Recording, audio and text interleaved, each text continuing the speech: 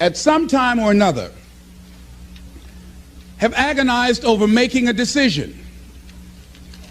Some decisions are major decisions.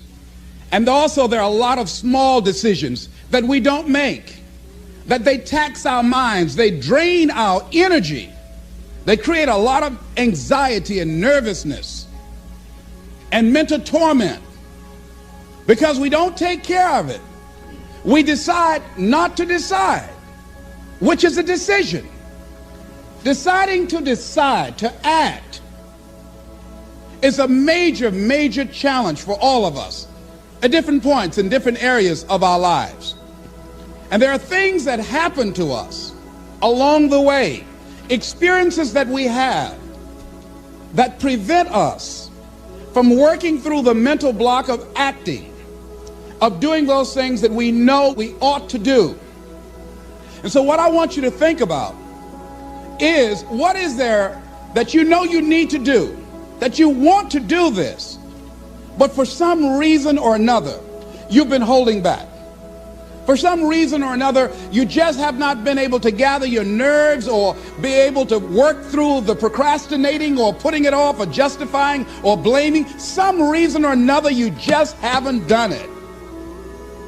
And you know you ought to do this. You really want to do this, but you don't know why you haven't done it. Because in order to begin to reinvent your life, you've got to make a conscious, deliberate, determined effort. That you really have got to put all of yourself into it. It's very challenging to act, to do those things. There are times when you're looking at it and you say, I know I need to do this, but I don't feel like it. I don't want to do it. I know I need to do it, yet leave me alone. No. I don't want to do it. So what do we do? What are those things that cause us to do like that? I think that among the things that prevent us from acting is the fear of failure. And if you've already failed, you don't want to fail again. The pain of that, the disappointment, the fear of loss is another thing.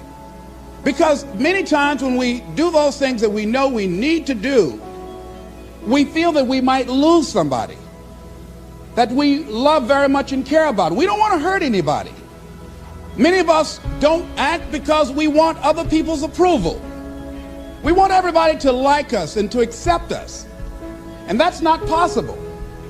Many of us don't do the things that we want to do and don't act because of lack of self-confidence. We don't believe enough in ourselves. And so there are many reasons why we don't act. There are other things, though, that affect us. Is that not wanting to take personal responsibility. We want somebody else to do it. And many times we pick up our inability to do certain things from people that we love, people that we admire. What I'm saying to you is that as you begin to look out on your life, this is challenging. This is not easy acting.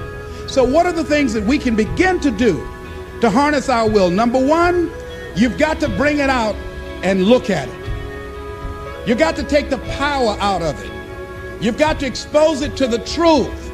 And the truth is that it has no power over you. So write down something you want to act on, but for some reason that you've been holding back, and look at it. The next thing is, ask yourself the question, is it helping you to continue to put it off? If it's an asset for you to continue to procrastinate, then continue to do that. But if it's a liability for you, if it's causing you some mental and some emotional challenges, or perhaps a financial problem, look at that. Examine that for what it is.